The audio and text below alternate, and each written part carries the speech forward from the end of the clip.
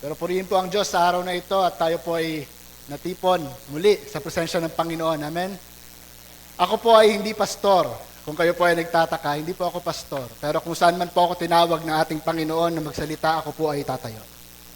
At ngayon po ako po ay binigyan ng Panginoon ng pagkakataon upang ibahagi sa inyo ang kanyang salita. At ang aking panalangin is, yun nga, gaya ng sinabi ng ating MC kanina, na ilid tayo ng Holy Spirit, na mabuksan yung ating isipan sa kanyang mga katotohanan. Kasi sa atin, lahat tayo nasa ministry, amen? Tayong mga nasa ministeryo ng iglesia ng Diyos. Marami tayong kailangan pang ma-refine. Alam po nating lahat yan. Walang isang tao na perpekto ang kanyang kaalaman sa Panginoon. Tama? Lahat tayo estudyante ng Panginoong Jesus. Amen? So lahat tayo matututo, lahat tayo tinuturuan ng Diyos kung paano tayo lalakad sa kanyang mga katotohanan.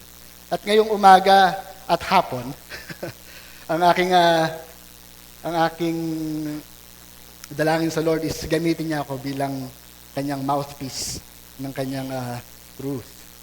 Yan. So ating pong pag-aaralan ngayong umaga at hapon ay patungkol sa covenant ng Diyos. Familiar po tayo sa word na covenant? Nababasa po natin yan sa kabuuan ng Biblia. Paulit-ulit po yan na nabanggit. Magsabi nga po kayo ng ilang mga tao na inyo pong nalalaman na tumanggap ng covenant ng Diyos. Abraham, Moses, sino pa? David, si Noah, di ba? At marami pa na pag-uusapan natin mamaya. Okay? Sa Tagalog, ano po ang covenant? Tipan, di ba? Pero sa atin, normally pag sinabi nating tipan, ang understanding natin ay New Testament and Old Testament yan. Hindi po. Ang tipan po is covenant. Ibig sabihin, may kasunduan na ginawa ang Diyos sa tao. At doon sa kasunduan na yon, doon nakapaloob ang lahat ng kanyang mga pangako. Amen? At dahil nakapaloob doon kanyang mga pangako, ngayon nasasabi natin, ang Panginoon ay tapat. Pag sinasabi po natin, ang Panginoon ay tapat, o tapat ang Diyos sa lahat ng bagay, ibig lang bang sabihin nun, tapat ang Diyos dahil may pinangako siya sa akin lang? Sa akin? Ha? Ganun lang ba yung katapatan ng Diyos? Personal lang ba sa atin yon? Paano nakarating sa atin yung katapatan ng Diyos? Kasi bukang bibig ng mga Kristiyano yan eh. Amen? Lagi din natin sinasabi yan sa ating mga miyembro sa kongregasyon ng iglesia. Pero, naiintindihan ba talaga natin paano tayo nagkaroon ng claim doon sa mga pangako ng Diyos at nasabi natin tapat siya? Sino ka ba? Sino ba tayo? Paano tayo nagkaroon ng claim doon sa may katapatan ng Diyos, sa mga pangako ng Diyos? At ngayon po, ang pag-uusapan natin, covenant. Nandoon, sabi ko nga sa inyo, sa tipan ng Diyos, nandoon ang kanyang mga pangako, tapat siya sa kanyang tipan. Kaya natin nasasabing tapat siya sa kanyang mga pangako. Amen? Kaya mahalaga po itong ating pag-uusapan ngayong umaga. At ang isa pong danger, hindi natin naiintindihan ang tipan ng Panginoon, kalat-kalat yung ating pagkakaunawa sa salita ng Diyos. Anong ibig ko sabihin? Minsan babasahin natin ng scriptures, tapos mababasa natin, si Abraham, kwento ni Abraham yan. Tapos magbabasa tayo, kay David, kwento ni David yan. So, na parang yung kwento ng mga yon hanggang dun lang. Na yung si Abraham, kwento lang ni Abraham yon, kwento lang ni David yon, ibabahagi natin yun sa mga bata, sa mga kabataan sa iglesia, sasabihin natin, dapat maging kagaya mo si Abraham. Dapat maging katulad ka ni David. Alam niyo po bang error yon? Dahil ang tamang modelo para sa atin, hindi si Abraham, hindi si David, hindi si Moses, si Kristo. Ang punto ng lahat ng mga tao sa Biblia, lahat ng mga major figures na nakikita natin sa Biblia, si Jesus. Lahat ng yon, si Jesus. Si Jesus, kay Jesus kayo tumingin. At yun ang sinasabi sa atin ng buong Biblia. Kaya malaking pagkakamali, mga kapatid, na tayo ay magturo, na sabihin natin, okay, ito ang sinasabi sa kwento ni Abraham, Dapat maging faithful ka din sa Diyos, ha? Masama po ba na maging faithful tayo sa Diyos? Hindi. Pero kung hanggang dun lang sa kwento ni Abraham ang ating pagkakaunawa, problema po yun. Hindi natin na ituro si Kristo. Yun ang mali. Kasi ang sabi ni Kristo, lahat ng sinabi niya sa Biblia, kay Moses, sa mga propeta, patungkol sa Kanya. Siya lahat yun. Kaya malaking pagkukulang po yun sa iglesia. Kapag nagbabasa tayo ng halimbawa, magbabasa ka ng book ng Malakay, magbabasa ka ng book ng Micah, para nakita lang natin, ay naku, grabe yung Israel. Grabe talaga sila. Pinalaya sila ng Diyos kasi makasalanan sila. Nasaan si Kristo doon? Nakita mo ba si Kristo sa libro na yon? Maganda po ba na dapat natin matutunan ito? Makita natin si Kristo sa kabuuan ng scriptures? Kasi sabi niya, siya yun eh. Siya ang bida doon eh. Diba? At minsan, ang isa pang error, dahil hindi natin alam ang covenant ng Diyos, nagiging tungkol sa atin. Ang Biblia tungkol sa akin yan. Lahat ng pangako ng Diyos para sa akin yan. Ganun lang ba yun? Totoo po, ang mga pangako ng Diyos, biyaya ng Diyos, salita ng Diyos para sa atin din yun. Totoo po yun, tumanggap tayo ng mga katotohanan na yan. Pero hindi tayo ang dulo, hindi tayo ang punto ng salita ng Diyos, si Kristo. Wala po akong ibang ituturo sa inyo kundi si Kristo. Ako rin, huwag kayong tumingin sa akin, kay Kristo kayo tumingin. Huwag kayong makinig lang sa mga salitang sinasabi ko, sa salita ni Jesus kayo makinig. Amen? Dahil hindi po ako ang katotohanan, si Jesus ang katotohanan. Ngayon, dahil nga sabi ko kanina, marami po ang hindi nakakaunawa nung lahat ng salita ng Diyos ay patungkol sa Kanya. Marami nag-iisip na, connected ba yung dalawang yan? Old Testament tsaka New Testament? Church age na tayo ngayon. Church age na tayo ngayon. Dapat magbasa na lang tayo ng New Testament. Huwag na tayo magbasa ng Old Testament. Sabi ng ilan. Okay? Kaya yung marami po sa mga Kristiyano, hindi na alam kung ano ang nasa Old Testament. Samantalang, kung inyo pong mauunawaan, saan nang galing ang mga salita na nag-prophesy kay Christ sa pagdating ni Christ. Saan na-reveal yung mga yon? Old Testament. Lahat yon. Kaya nga, sabi nga ng isang theologian, walang nag-prove sa kanya na si Kristo ay yung Messiah maliban dun sa Old Testament. Kasi pag binasa mo ang Old Testament, lahat nakaturo kay Kristo eh. Siya yung animal sacrifice, siya yung templo, siya yung tabernacle, siya si David, siya si Abraham, siya si Moses. Lahat yun, figures, lahat ni Christ, yung types and shadows, lahat yun patungkol kay Christ. Okay, mamaya mas pag-uusapan natin yan. So, connected ba yan? May relasyon ba yung dalawang yan? O pwede natin piliin na lang na New Testament na lang? Ang pag-aralan natin dahil bagong tipan naman na eh. Diba? Hindi po ganun yon. Makikita natin mamaya, iisang kwento yan. Iisang kwento yan. Hindi po nag-iiba ang ating Diyos, hindi nagbabago ang ating Diyos. Okay? Ito, pinag-ahati-hati din yan ng mga Kristiyano. Sabi nila, yung law, tapos na yan. Kasi gospel na tayo ngayon, grace na lang tayo. Talaga po bang ganun? Kasi kung titignan natin sa scriptures, noon pa man may grace na. Kahit nung time ng law, yung law mismo na ibinigay ng Diyos, mamaya mauunawaan natin yun. Yung law mismo na ibinigay ng Diyos sa atin is a form of grace sa atin. Okay? Imagine niyo kung hindi natin alam kung ano yung expectasyon ng Diyos sa atin. Diba? Konting galaw mo lang, mali pala yun, hindi mo alam. Hindi ganun ang Diyos eh. Diba? Makatuwiran ng Diyos. So pag yung meron siyang expectasyon sa atin, sinasabi niya ano yung expectasyon na yun. Okay? Kaya may law ang Diyos. Ganun din, may gospel din. Na-save tayo sa condemnation ng law. Pero nangangahulugan ba na wala nang batas ngayon ang Panginoon? Wala nang umiiral? Basta love one another na lang tayo? Ano yung love? Ano yung definition ng love? Diba? Marami nagtatanong nun eh.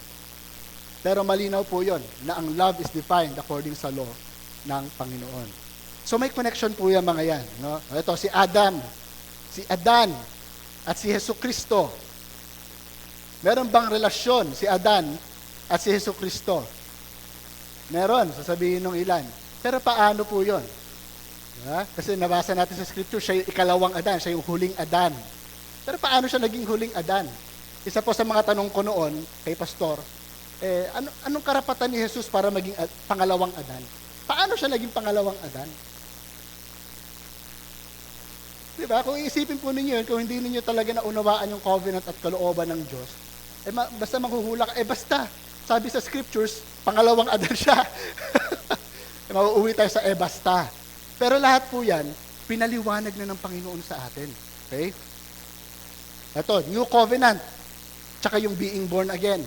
Normally, pag sinabi natin born again, religion ang pagkakaintindi natin dyan. No? Hindi lamang po religion ang born again. It is also a relationship kay God. Pareho po yan, ha? Kasi ang born again is also under the form of Christianity, which is the true religion. Okay? Kasi lahat yun, nakadugtong kay Kristo. At yung ating muling pagsilang, na tinatawag, born again, muling pagsilang, nakapaloob ba yun? Connected ba yun sa new covenant? Okay? Paano nagdugtong yung dalawang yon? Kasi akala nung iba, dapat ma-born again ka, tapos pag na-born again ka, doon ka palang tatanggap ng new covenant. Mamaya, mapag-uusapan natin yan. Okay? Ito, Noahic covenant, baptism. May relasyon ba yung Noah's flood at yung mga pangako ng Diyos kay Noah sa baptismo? Parang ang layo. Ang layo. Pero alam niyo po ba, kinonect ni Peter yan? Pinagdugtong ni Peter yan eh. Okay? Ito, yung fall ng man. Si Adan na nahulog sa kasalanan. At yung new creation. Sasabihin natin, connected yan. Kasi nga, yung dating makasalanan, tinubos ng Panginoon. Amen. Diba? New creation. Pero bakit tayo naging new? Paano tayo naging new? Diba? Si Abraham, tsaka yung Holy Spirit. May connection ba si Abraham tsaka yung Holy Spirit? Again, sinasabi ko po sa inyo, hindi ko po kayo nalilito ha. Ang buong Biblia ay iisang kwento. Kaya ang sagot sa lahat ng yan, magkakarelasyon silang lahat. May connection ang lahat ng yan. Okay? So si Abraham, na ama ng pananampalataya na tinatawag sa scriptures, ay konektado din dun sa may pagbibigay sa atin ng banal na Espiritu. So kung tutuusin, yung covenant na ating pag-uusapan ngayong umaga is yung thread. Kumbaga para siyang isang buong scroll. Pag binuksan mo yung scroll na gano'n, isa siyang buong gano'n na nagdudugtong ng lahat ng mga katotohanan sa scriptures. Na pag naunawaan natin yung covenant, mauunawaan natin even yung kalooban ng Diyos bago pa man nagkaroon ng creation. Okay? So malalim po ang pinagmulan ng karunungan ng Diyos. Hindi lamang po siya nag-start nung na-create ang mundo, but before pa man, na-reveal na ng Panginoon sa atin ano ang gagawin niya. Okay? At sabi ng iba, yung Bible na yan, ano lang yan? Gawa-gawa lang ng tao yan. Mga tao lang naman nagsulat yan eh.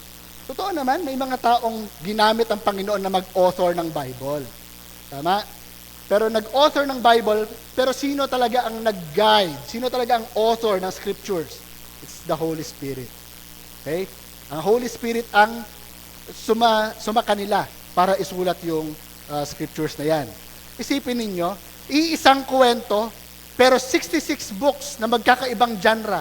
May mga awit, may mga tula, merong history, merong prose, may mga, ano pa ba yung mga genre sa scriptures? History, ang daming genre, magkakaibang libro, hindi lang yon. 40 plus na mga tao ang nagsulat sa magkakaibang panahon, magkakaibang background, hindi po sila magkakakilala. Wala pong pagkakataon na nag-usap-usap sila, naupo sila sa isang lamesa, okay, ito ang isusulat natin, ha? Ito sa'yo, hindi ganon. Hindi po ganon. Ha? Walang ganong nangyari. Magkakaiba sila sa magkakaibang panahon, magkakaibang background, magkakaiba ng trabaho. Okay? May mga propeta na tinawag, merong mga tinawag na maging head ng sangkatauhan. Diba? Magkakaiba eh. 1,500 plus years ang span ng pagkakasulat, pagkakalimbag ng salita ng Diyos. Imposibleng nagkaroon sila ng overlap sa mga ages nila.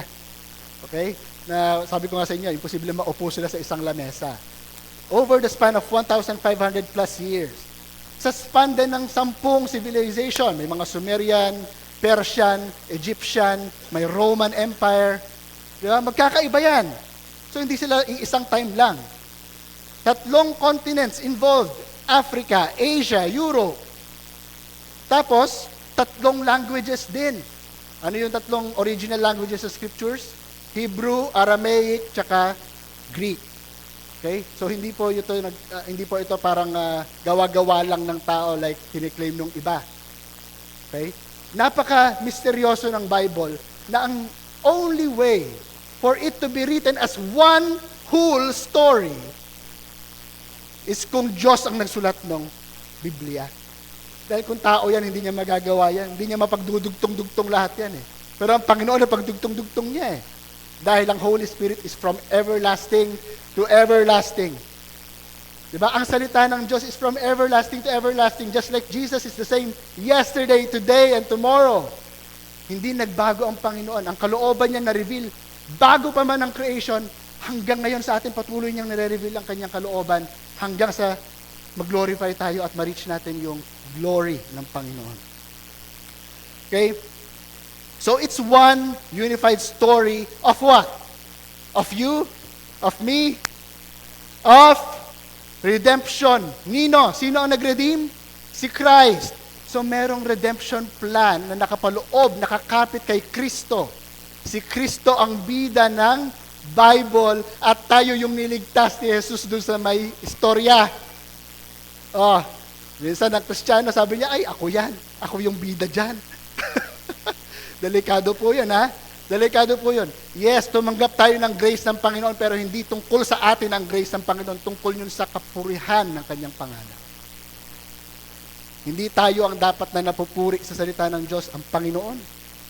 Diba? It's one unified story of redemption, revealed sa covenant ng Diyos. Okay? So it's the greatest story ever told. It is divine. Hindi po ito gawa-gawa lang ng utak or isip ng tao. Maisingit ko lang po ito.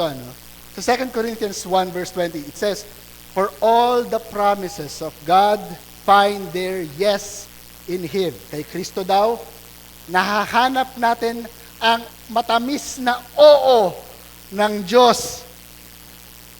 Gustong-gusto nating i-claim ang mga pangako ng Panginoon. Tapos pupunta tayo, minsan, kung kani-kanino, magangako tayo ng mga pangako ng Diyos sa kanila, pero ang tanong, sila ba ay na kay Kristo? May aasahan ba sila maliban kung na kay Kristo sila? Wala, di ba? So maganda pong ba idala talaga sila kay Kristo para yung mga pangako na yun magkaroon ng katotohanan. Di ba? Kasi kung nangangako lang tayo, ay basta pagpapalain ka ng Diyos. Paano ka pagpapalain ng Diyos kung wala siya kay Kristo? All the promises of God find their yes in Him. Mag-oo ang Diyos. Kay Kristo siya nag-oo, hindi sa atin. Kay Kristo. At dahil na kay Kristo tayo, yung oo ng Diyos kay Kristo, napasa atin din.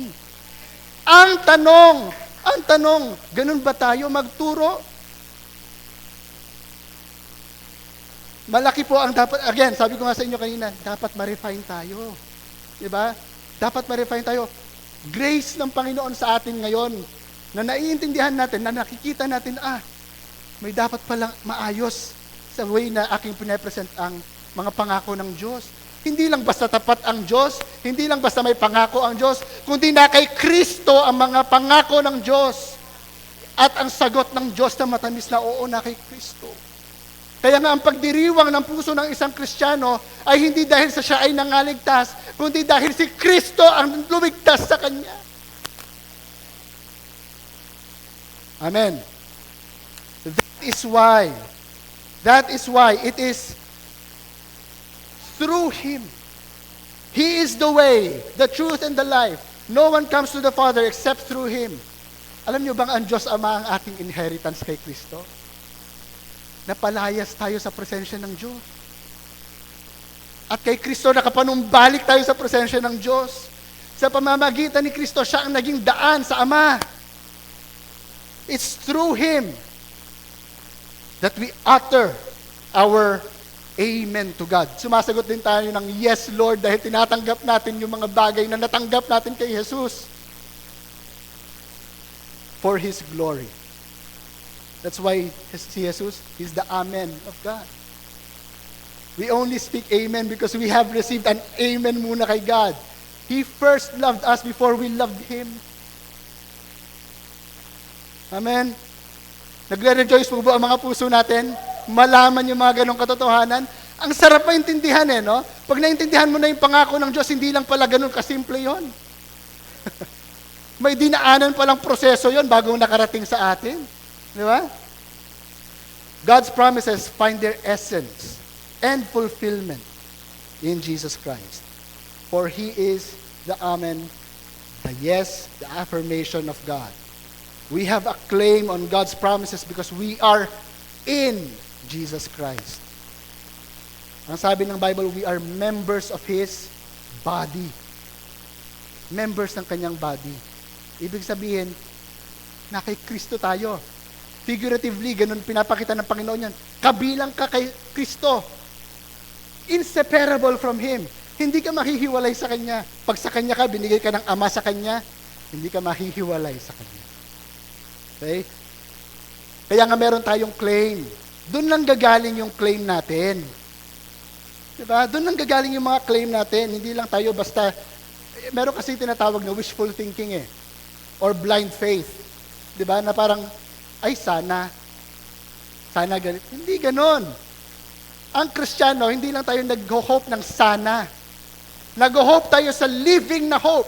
Hindi lang siya sana mangyari. Mangyayari talaga siya. Magkaiba yun Diba? Magkaiba yung wala kang inaasahan talaga na basta sana mangyari. Diba? Baka sakaling hindi. Hindi ganoon ang Diyos. Hindi ganoon ang Diyos Ang Diyos sure. Sure. Pag nangako siya, mangyayari. So meron kang panghahawakan. Amen? Amen. Si Jesus ang central point ng Scriptures. Kaya nga tayo, pag binabasa natin yung Scriptures, tapos nakita natin si Jesus, tinubos niya yung ating mga kasalanan. Mangyayari ba? Mangyayari. Tinubos talaga niya yung ating kasalanan. May aasahan ka ba? Meron. Sa pamamagitan ng pananampalataya. Diba? We receive the blessings, the promises of God, the righteousness of God, because we are in Him. It is through Him that we have received all these blessings. Hindi dahil sa ikaw ay mabait, hindi dahil sa napakahusay mong tumugtog ng gitara, or sa dami ng pera mo, or sa dami ng impluensya mo. Hindi po doon nakabase ang grace ng Diyos. Ang grace ng Diyos nakabase sa election ng Ama. Binigay ka ba niya kay Kristo? At tayo ba, natanggap ba natin si Kristo? Kung tinanggap natin si Kristo, sure yun. Sure ang kanyang mga pangako. Amen? Ayan, so today, intro pa lang po yun. Ayan, marami pa tayong pag-uusapan. Pag-uusapan natin ano ba talaga ang covenant, anong tungkol sa covenant, anong nasa covenant, bakit may covenant. Pag-uusapan din natin yung details ng covenant. Pag-uusapan din natin si Kristo bilang the covenant keeper o yung covenant savior na tinatawag. Okay? Yan po yung 3 parts. Pero bago tayo magpunta doon, may isang paglilinaw lang po tayong gagawin. No? Na-mention ko na ito kanina. Type and shadow. Diba? Na-mention ko kanina yung types and shadow. Sa Bible kasi, may mga tinatawag tayong types and shadow. Kumbaga, kung meron kang lata, sabi mo na lang, lata ng chichirya, no? Pinasilip mong gano'n ng konti, ito laman yan, Tapos mamaya, pinasilip mo ulit, ito laman yan, mas malaki na. Tapos mas lumalaki habang tumatagal hanggang sa binuksan. Parang gano'n, okay? So may mga types. Yung konting pasilip na gano'n, patungkol kay Christ yun, nasisilip natin si Kristo doon. Okay? Nabuksan nyo ng konti, nakita natin si Kristo, pero hindi fully. Nakatago pa si Kristo. Darating yung time na ipapakita ng Panginoon yung kanyang glory sa atin. At na-i-reveal yun sa New Covenant. Okay? Pero pag-usapan natin to. Type and shadow, it's a person, an event, or institution that prefigures or foreshadows A greater reality eventually fulfilled and realized in Christ Jesus. Tapos, ang katapat nun, sa kabilang banda, ang katapat nun, pag ibigay na sa atin yung buong katotohanan nun, ang tawag doon, fulfillment or substance and reality. Yun na yung katotohanan. Hindi na lang pinasilip sa'yo, nahahablot mo na. Diba? Sa loob ng lata, nahahawakan mo na. Nakikita mo na siya ng buong buo, na-appreciate mo na siya ng buong buo. Kasi yun na yung realidad. Okay? So dati, parang konting patikim. Parang gano'n. Konting patikim. Tapos lumalaki yung patikim hanggang sa naipakita sa'yo ng buo si Kristo. Okay? Pero lahat po ng scriptures ay patungkol kay Kristo. Ayan. So ano example niyan? Si Adan. Si Adan ang tumayong federal or covenant head of the covenant of life. Ano yung covenant of life? Nung ginawa ng Panginoon ang mundo, meron siyang inutos kay Abraham. Kay Adam. Diba? May inutos siya doon eh. Huwag kang kakain ng bunga ng tree of knowledge of good and evil. Hindi lang yon. Be fruitful and multiply, subdue the earth and fill it. Diba? So, yung mga kautusan na yon, may pangako din ng Diyos doon eh. Ano yon? Na kapag hindi niya kinain yon, mabubuhay siya. Pag kinain niya yon, mamamatay siya. Di ba? May terms. May terms ng Diyos. May sinabi siyang, ito ang gagawin mo or else. Mamamatay ka. Ito ang gagawin mo para ma-receive mo yung mga pangako ng Diyos na buhay. Okay? Ngayon, si Adan, alam natin yung kwento eh. Hindi niya natayuan yung kanyang pagiging covenant head. Kaya dahil siya yung head ng sangkatauhan, bilang unang tao na ginawa ng Diyos, na galing sa Diyos, wala siyang ama na tao. Siya lang yung unang creation ng Diyos na walang father, talagang na tao. Diba? So galing siya sa Diyos, siya yung covenant head, siya yung federal head na yon, at sa kasalanan niya, naisadlak niya lahat ng tao. Lahat ng sangkatauhan, siya yung tumatayong representative ng sangkatauhan dahil galing siya sa Ama. Sino pa yung isang galing sa Ama?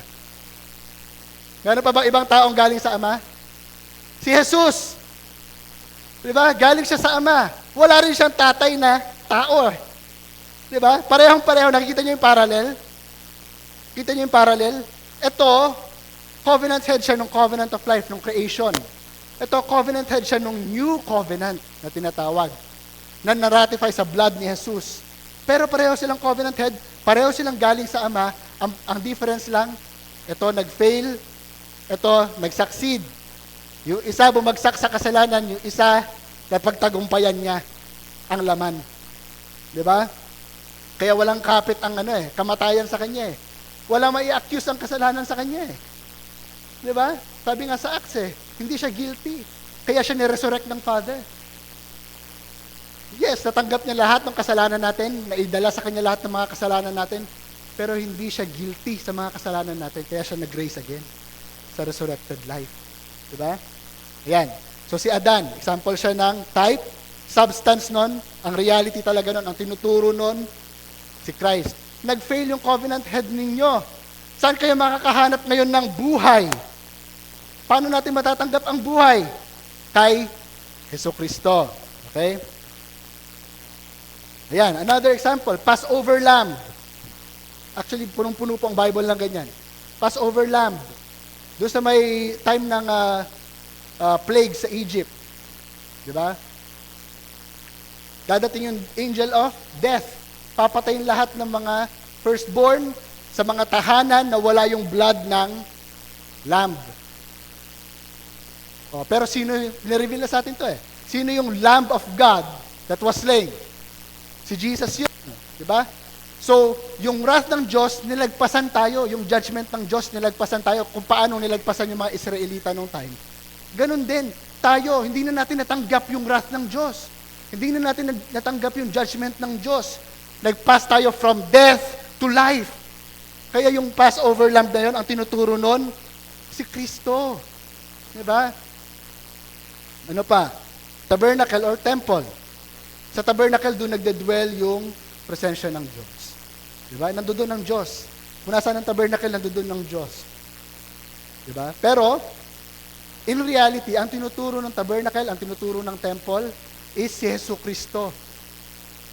Kaya nga nung nagalit si Jesus doon sa may templo, na ginagawa nilang marketplace yung temple ang layo na sagot ng Panginoon kung tutuusin Kasi yung templo ang pinag-uusapan, ang sagot ni Jesus, sirain nyo man yung templo na ito, itatayo ko siya ulit after 3 days. Di ba? Patungkol sa kanya. Ibig sabihin, yung templo, siya. Di ba? Ang totoong substance, ang totoong templo ay si Jesus. Dahil nasa kanya ang presensya, the fullness of God. As si Jesus, He is Emmanuel, God with us. Ang Panginoong Jesus, nagkitawang tao at napabilang sa atin. Di ba? Kaya nasa kanya, nagdedwell sa kanya yung fullness ng Panginoon at nagdwell siya sa atin. Siya yun. Siya ang tinuturo ng tabernacle. Ano pa? Israel. The Israel is the chosen nation or the people of God. Sa Exodus 4, tinawag siya na Son of God, ang Israel. Son of God. Who were given what? Sila yung tumanggap ng covenant promises. Lahat ng pangako ng Diyos sa covenant, binigay sa Israel. Diba? Nung pinili sila bilang bayan. Tapos noon, kaakibat noon yung kanyang law. Gawin nyo to and you will live. Diba? Kung hindi nyo gagawin ito, you're good as dead. Kaya nga sa Deuteronomy, na-mention doon yung mga blessings and curses. Deuteronomy 28. And then dito, kay Jesus, makikita natin na kung ito chosen din ito. The chosen one of God. Tinawag din siyang Son of God. Siya rin yung nag-inherit ng covenant promises. Pero this time, hindi lang siya isang bansa. Hindi lang siya Jews na bansa. It's made of Jews and Gentiles. Wala nang difference kay Christ yan. Diba? So nakikita natin, mas malawak yung reality kaysa dun sa type or shadow. Maliit lang siya nung una, ito lang yung pinapakita para mas maintindihan natin. Tapos eventually, pinakita siya ng buo, yun pala yun! Gets ko na! Ganun po yun, Ang Bible ay puno-puno po ng ganyan. Even yung ark, doon sa may time ng Noah's flood, si Kristo po yung ark doon. Okay? Lahat po ng mga nag-receive ng covenant, sila Adam, si Noah, Abraham, si David, si Phinehas, lahat sila types of Christ. Si Christ lahat ang imagery ng mga yon. Mas maintindihan natin ito mamaya. Okay? Pero naunawaan niyo po ba yon? Kasi magiging common na theme po yon sa ating pag-uusap ngayong umaga. Amen? Yung types and yung reality. Ayan. So pag-usapan na natin ngayon, ano ang covenant? Normally, sa atin, nauunawaan natin yung covenant sa human terms. Dalawa po kasing klase yan. Human covenant, tsaka divine covenant. Ano yung difference niyan? Pag sinabi natin covenant, normally ang understanding natin, para siyang kontrata. Diba, may agreement lang. Halimbawa, si Pastor Just tsaka ako nag-agree na, ito ang kasulatan basta gagawin mo yung parte mo, ito ang gagawin ko naman yung parte ko, tapos, pag ayaw na natin, bahala na. Ibuwagin na natin yung kontrata. Kala natin ganun-ganun lang ang Ang covenant, hindi po. Ang covenant natin sa Diyos, iba. Unique siya. Sa human covenant, it is an oath-bound relationship between two parties, relative or comparable in strength and authority. Ibig sabihin, yung isang tao, nasa same level siya dun sa isa. Kaya pwede silang mag-demand sa bawat isa. Diba? Magsasabi siya dito, ito ang demands ko, ito ang dapat mong gawin. Sasabihin ng isa, ito naman ang sa akin. Okay? Tapos magkakaroon sila ng kasunduan, ang tawag doon, human covenant. Nagkaroon sila ng kontrata. Okay? A contract made so that both parties benefit. So, pagdating sa covenant ng mga tao, parehong parties nagbe-benefit. Diba? Kasi wala namang sense na magsistay ka sa isang kontrata na wala kang benefit. Diba? Sa human terms, may kukuha ko sa iyo, may makukuha ka rin naman sa akin pag nag-agree tayo. Ano example niyan? Pag yung mga bansa nagkakaroon ng treaty, di ba? Magkakaroon tayo ng agreement ng trade. Mag-i-invest ako sa bansa ninyo, tapos kayo naman magpapadala kayo ng mga ganito, mga manggagawa sa aming bansa, etc. Di ba? So exchange, may exchange. Merong agreement. Ano pang example niyan? Oath of office.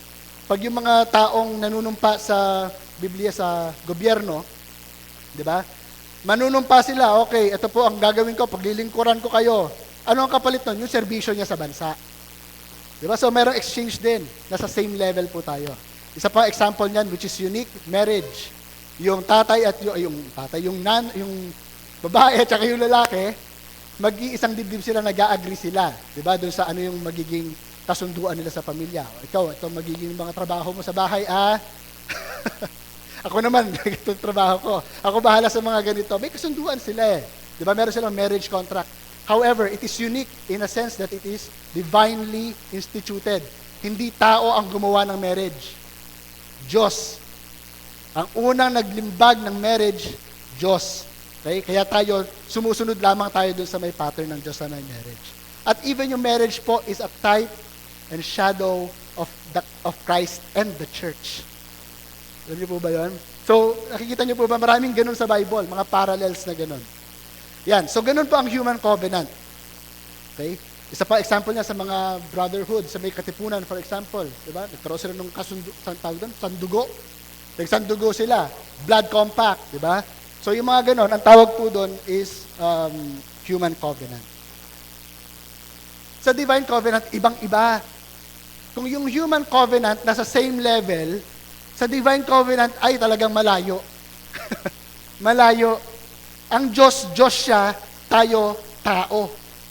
Diyos, manlilikha at nilikha. Magkaibang level. Diba? So it's a law-based relationship. Merong law na ibibigay yung greater party na tinatawag. Ayan, no? Greater party.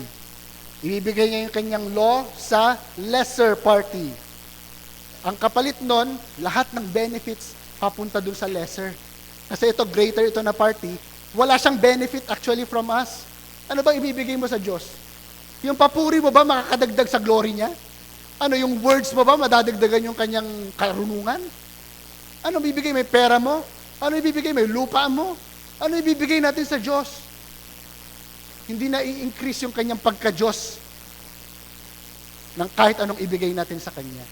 Kaya nga wala siyang benefit eh. Kung tutuusin, di ba? Ang Diyos bilang the greater party, siya lang yung nagbibigay ng lahat ng benefits sa atin. Tumatanggap lang tayo ng mga benefits from God.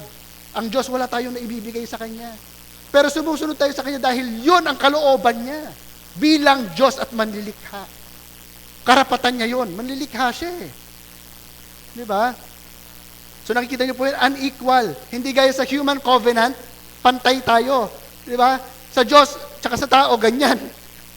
Tumatanggap lang tayo ng mga benefits ng Diyos. It's one-sided. One-sided ang benefit. Lahat ng ibinibigay ng Diyos sa atin is an act of grace. Therefore, lahat ng kasunduan na ginagawa ng Diyos sa sangkatauhan, kahit sino pa mang tao yan, lahat ng yon ay grace. Kaya sabi ko nga kanina, even yung law na natanggap natin sa Diyos, binigay niya yung pinakita niya sa atin ano talaga ang kalooban niya sa pamamagitan ng law. Grace yun. Grace yun sa atin kasi natanggap natin yun sa Diyos eh. It's an act of grace. Otherwise, kung yung law na yun ay hindi grace, hindi na lang magsasabi ang Diyos. Tapos kung may nagawa ka mali, ay basta, impyerno ka na lang. Diba? Hindi ganun ang Diyos natin eh. Ang Diyos natin, makatuwiran. Diba? So nagbigay siya ng law para alam natin ano yung expectation ng Diyos. Grace yun, na nalaman natin yung expectation ng Diyos sa atin. At nung gumagawa tayo ng kanyang kalooban ayon sa kanyang law, tama lang yun. Kasi Diyos siya eh. At nakapaloob din sa ating sa covenant na yun yung pangako ng Diyos. Na kung susunod ka, mabubuhay ka. Kung hindi ka susunod, mamamatay ka. May karapatan pa tayo mag-demand sa Diyos. Sasabihin natin, ay Lord, ayoko yung terms mo. Ayoko yung law mo kasi parang ang hirap namang gawin niya. Wala tayong karapatan eh. Sino ka ba? Minsan nakakalimutan natin sino tayo sa Diyos eh. Diba? Kaya minsan pag dumadaan sa pagsubok kung sino mang mga miyembro ng kongregasyon natin, paano ba natin sila i-encourage? Ipakita natin sa kanila yung authority ng Diyos. Ipapakita natin yung authority ng Diyos at yung grace din ng Panginoon sa lahat ng nangyayari sa kanila. Diba? Minsan nakakalimutan natin yung authority ng Diyos eh. Minsan puro basta yung mahabagin ang Diyos sa iyo, kapatid. Oo, mahabagin ang Diyos sa iyo, pero huwag mong kalilimutan, Diyos siya. Nilikha ka lang. Wala tayong karapatang magreklamo sa Diyos. Amen? Ang goal ng covenant ng Diyos sa atin is ito. I will be your God, sabi niya. I will be your God, and you will be my people, and I will dwell among you. Ibig sabihin, bilang Diyos na lumikha, i-offer din niya yung sarili niya sa atin, binigay niya yung sarili niya sa atin at magdedwell siya sa atin. Mapapabilang siya sa atin. Makakasama natin siya, yun ang pangako ng Diyos. Ever since, sa buong Bible, paulit-ulit na tema yan. I will be your God, you will be my people, and I will dwell among you. Kung mapapansin po ninyo, parehong covenant na yan, human and divine covenant, pareho silang oath-bound. Nakasalig sa pangako. Diba? Ang kontrata may pangako yan eh. Tutuparin ko yung nasa kontrata or else, magbabayad ako ng danyos. Diba? Ganon din sa may divine covenant. Gagawin ko, sabi ng Diyos, gagawin ko yung sinasabi ko sa covenant na ito, gagawin mo rin yung part mo. Pag hindi mo ginawa, mamamatay ka. At wala tayong karapatan sa nasabihin sa Diyos na, eto naman ang terms ko. Hindi. Hindi tayo pantay eh. Hindi tayo pantay sa Diyos. Wala tayong karapatan na mag-demand sa Diyos. Yan. So, pinapakita ng covenant ng Diyos yung kanyang soberanya. Okay? In His sovereignty, God, the divine, the supreme one, gives His terms. Yun po yung kanyang law word, yung mga kautusan niya sa atin. As an act of grace, and enters into covenant with creature, the man, in the act of condescension. Nagpakababa ang Diyos para magpakilala sa atin. Hindi natin deserve na makilala ang Diyos eh. Kasi creature lang tayo eh. Pero naging kalooban ng Diyos na ipakilala ang kanyang sarili sa atin. Anyway. Diba? So nagpakababa ang Diyos para makilala natin siya at malaman natin ang kanyang kalooban. At nakapaloob yun sa law, word ng Diyos. Thank you.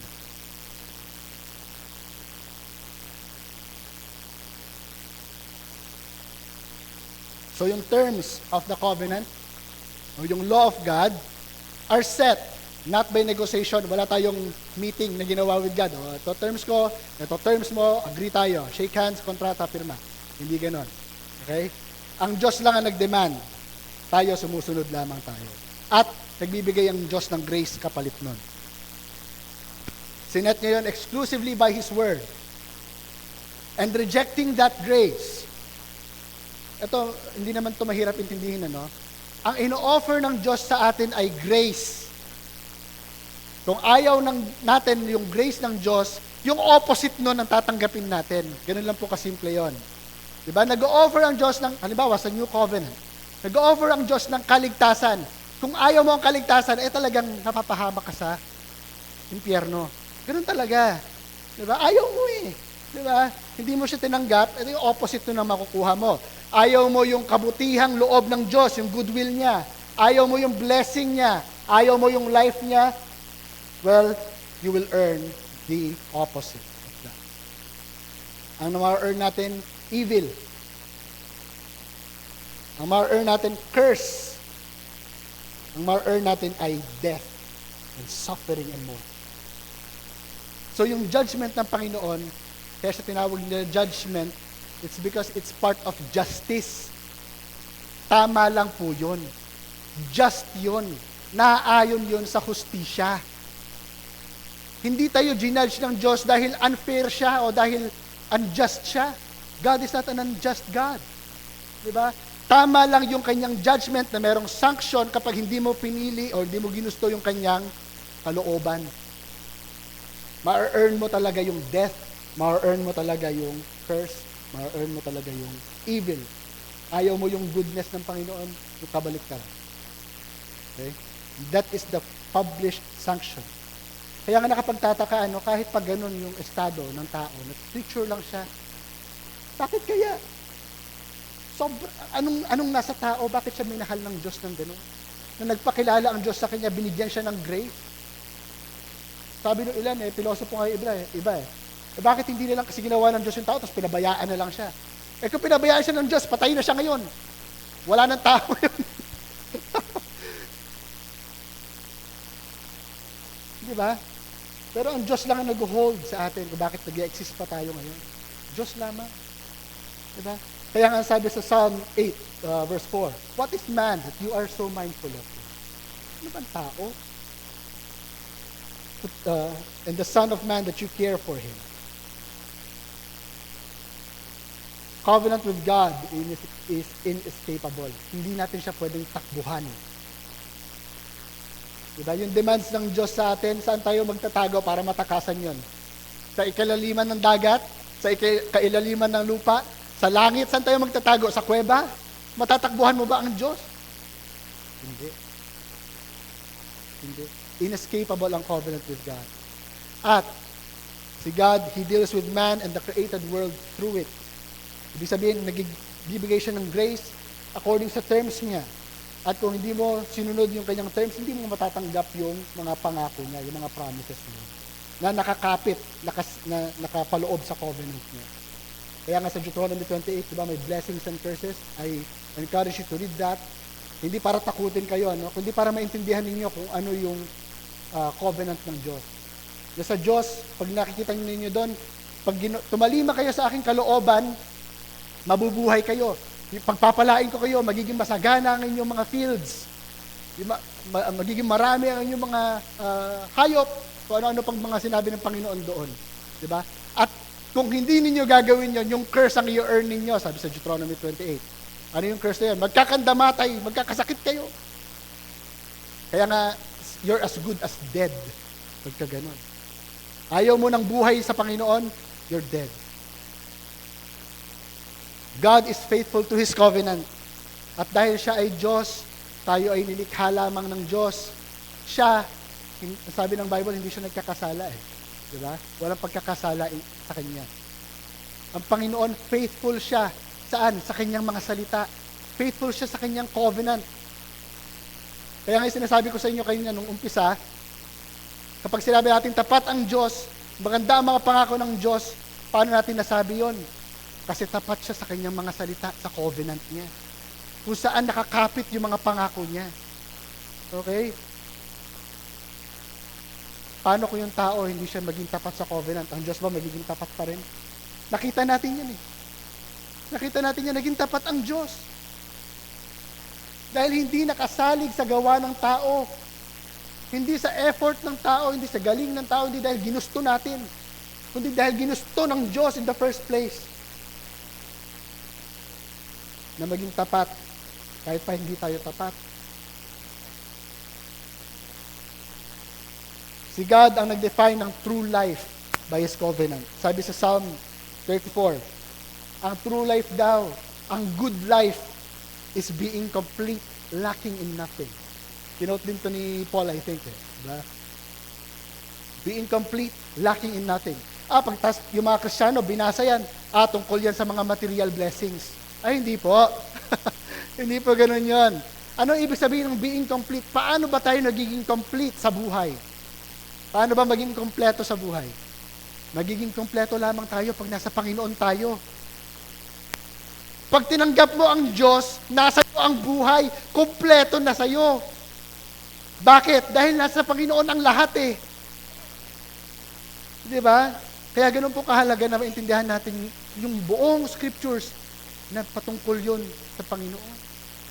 Wala tayong aasahan maliban sa Panginoon.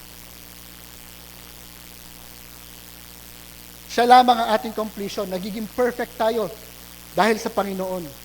Wala tayong pagkukulang. Wala tayong kakulangan pala. Wala tayong kakulangan kung tayo ay nasa Panginoon. And that is under His covenant grace. He determines the source of life, the terms to life, the way to life, the quality and purpose of life. At siya din yung nagdidikta kung gaano tayo katagal mabubuhay. Okay? Sabi nga sa 1 Corinthians 3:21 to 23, isa dyan sa mga verses sa baba. Let no one boast in men, for all things are yours. Lahat daw sa atin. Lahat daw sa atin. And you are Christ. Kaya lahat sa atin dahil tayo ay kay Kristo. Natanggap lang natin ang lahat dahil na kay Kristo tayo. At si Kristo ay sa Diyos Ama. Nasabi sa may 1 Corinthians 3. So sa Diyos Ama, nagbuhat ang lahat na ibigay kay Kristo at yung mga pangako yun dumaloy sa atin.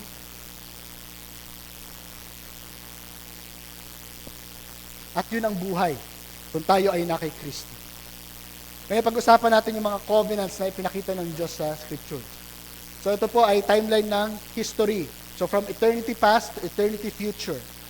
Tayo somewhere dito. Somewhere dyan. Hindi pa tayo doon sa may lagpas ng screen. Okay? At ever since the grace of God has existed, God has been gracious for all eternity. Di ba? Hindi natin po pwedeng sabihin, si God naging gracious lang siya nung dumating si Christ. Hindi po. God is gracious. Okay? God is gracious. Parte yun ng kanyang character. Okay? Ayan. At sa buong eternity na yon, before, sa eternity past, ang Diyos meron siyang kasunduan sa sarili niya eh. Meron siyang kasunduan na ginawa with the Trinity. Meron siyang tinatawag na covenant of grace or covenant of redemption. Bago pa man magkasala ang tao, before pa man ginawa ang mundo, before the foundations of the world, si Kristo na ipako na sa krus, He has been slain, the Lamb of God slain, sabi nga sa Revelation, from before the foundations of the world. Dati nang nakadetermine sa plano ng Diyos na siya ay mamamatay para sa atin. Wala pa yung mundo eh. Ano nangyari yun? Diba? It's an agreement kasi sa Diyos pa lang, sa may mind pa lang ng God. Diba? It's the covenant of grace. Nag-agree siya sa sarili niya. The Trinity agreeing that their purpose is that all men will be redeemed kay Christ. At ang punot dulo, lahat tayo magiging under the mercy of God kay Christ. Yun talaga ang plan ng Diyos. Okay? So hindi po aksidente ang fall. Hindi po nagkamali si Adan, ang gagawin ko. Hindi po nagulat ang Panginoon. Bago pa man magkasala si Adan, may nakaabang na. Mamaya mas makikita natin yung mga verses dyan. Nung create si Adam, there was the covenant of life. Or tinatawag din ng iba na covenant of creation. Okay? Where, dito, ibinigay sa kanya yung buhay. Diba? Innocent si Adam eh. Wala pa siyang kasalanan. Diba? Hindi siya nakakommit ng kasalanan until nung kumain siya pumitas sila nung bunga from the fruit of knowledge of evil. The tree of knowledge of evil. Diba? So, in the covenant of God, nag-grant siya ng buhay. Gawin ninyo yung sinasabi ko or else you will die. Diba? Mamamatay kayo kapag hindi ninyo sinunod yung sinabi ko. Which is nangyari. Diba? Dahil kay Adam, nag-fall ang sangkatauhan. Nag-fall ang sangkatauhan. Lahat tayo na isadlak sa kasalanan. Dahil sa kasalanan ni Adan. Ito po, since the proto-evangelium, o yung unang gospel na preach kay Adam after nung fall, Genesis 3. Ito, in-announce to kay Adam, pero hindi po ito covenant ha. Ito lang yung verse, yung tinatawag na covenants of promise. Diyan nagsimula yung covenants of promise. Pero hindi po yan necessarily a covenant. So from the proto-evangelium, pinangako ng Panginoon, merong seed, merong offspring sa may woman na eventually will crush Satan's head. Aapakan niya si Satanas sa ulo. Diba? May pinangako na, doon pa lang sa Genesis, pinangako na si Kristo. Diba? At may dugo ng tumagas doon eh. May animal na sacrifice para magkaroon sila ng panakip. Diba? Kinuha yun sa hayop eh. So may namatay na for them. May temporary na way for atonement na binigay ang Diyos. Na ang Diyos mismo ang nagpakita sa kanila kung paano. Okay? Kaya nga sabi ko sa inyo, parang pasilip-silip lang na ganun eh. Tapos eventually, biglang boom! Ha! Ganda, di ba? Ganon. Ayan. So, eto na. Under the covenants of promise, nagpakilala ang Panginoon in multiple instances. Kay Noah, kay Abraham, kay Moses, kay Phinehas, kay David. Tapos, ito na. Tatanggap na natin yung fullness ng pangako ng Diyos sa covenant niya kay Kristo Jesus. That is the new covenant na pinangako sa may Jeremiah at sa Ezekiel. Okay? May picture pa. Yan. So, yan po yung mga different covenants of promise. Noahic covenant, alam natin yung ano yan, mamaya mapag-uusapan natin in greater detail. Pero we will not dive so much into it kasi it will really take us a long time. Pero ito, as an overview, ito po yung mga covenants of promise up until the new covenant. At mapapansin po ninyo, yung new covenant na i-connect tayo dun sa may grand redemption plan ng Panginoon. Yung covenant of redemption na i-connect tayo dun.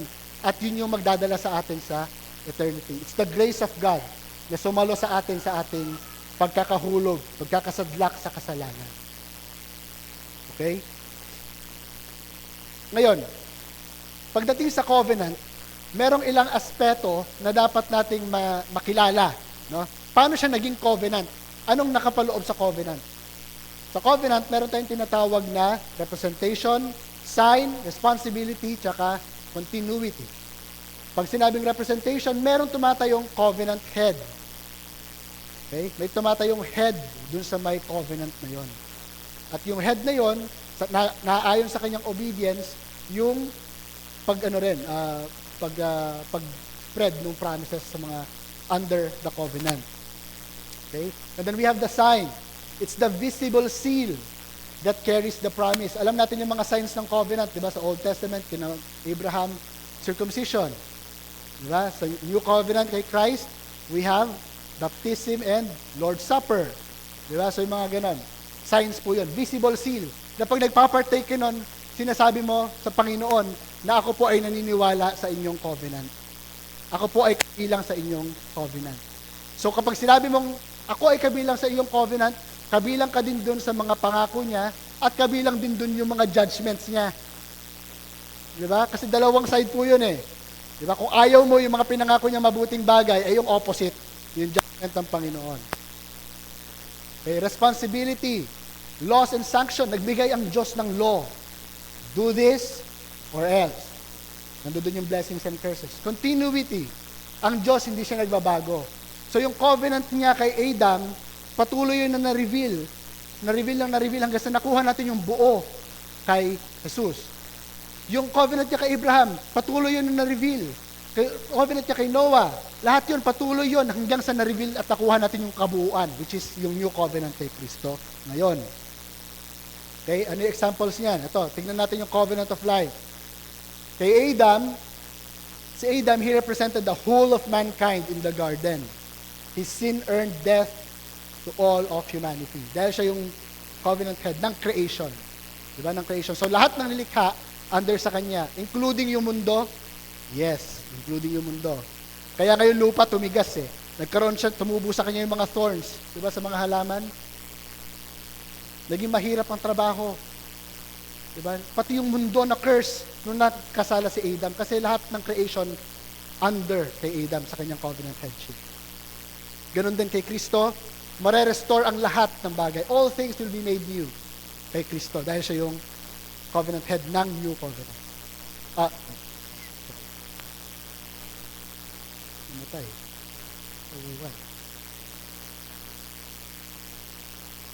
Namatay yung ating. Wait lang po .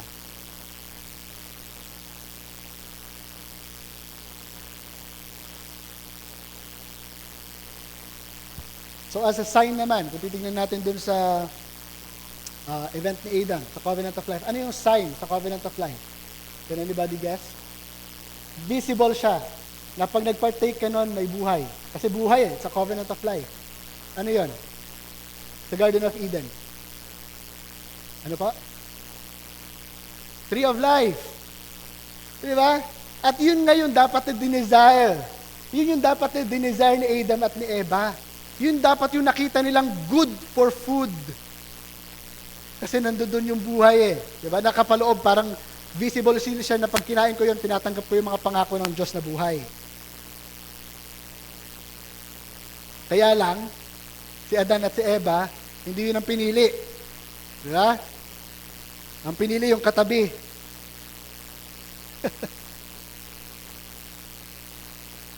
Saglit lang po ha. Nawala kasi.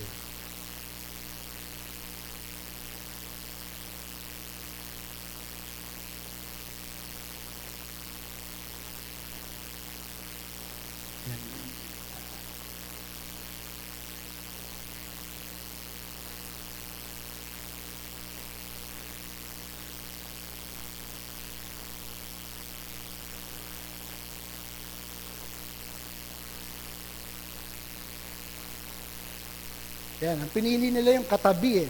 Di ba? So ang visible seal doon was the tree of life.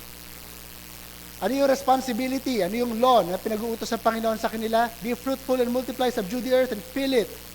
Diba? Take care of all the creatures, basically. Tapos, huwag kayong kakain ng bunga ng tree of knowledge of good and evil. Or else, you will die. So may blessing. Kung gagawin nila yon, may buhay. May curse. Kung hindi nila gagawin yon, kamatayan. Continuity. Si God, He remains to act faithfully according dun sa kanyang covenant. Sabi ko nga kanina hindi na pa walang bisa dahil lang may dumating na Noahic covenant after nung kay Adam. Hindi nangangahulugan na wala nang saysay yung covenant ng Diyos with Adam. Lahat tayo, nandoon pa rin sa may curse ni Adam. Patuloy yun, nagtuloy-tuloy yun up until ngayon. Kung wala ka sa second Adam, kung wala ka kay Kristo, ikaw ay na kay Adan. At kung ikaw ay na kay Adan, mamamatay kayo. Yun ang sabi ng Scriptures. Kamatayan. Ang lahat ng para kay Adan. Okay? Ang tanong ng ilan, totoo bang covenant yan kay Adam? Kasi wala namang na-mention na covenant Wala namang na-mention na covenant doon. Pero lahat po yan nag-e-exist Kumbaga categories kasi yan by which we say, ito yung mga bumubuo sa covenant. Although wala yung word na covenant doon, it is a covenant. And si Hosea, sa may Hosea chapter 6 verse 7, sabi doon, like Adam, they transgressed the covenant. So ibig sabihin si Prophet Hosea is, nire-refer niya itong event na to kay Adam was a covenant. He affirms that it is a covenant. Okay? Time daw po muna, sabi nila. We'll continue pa.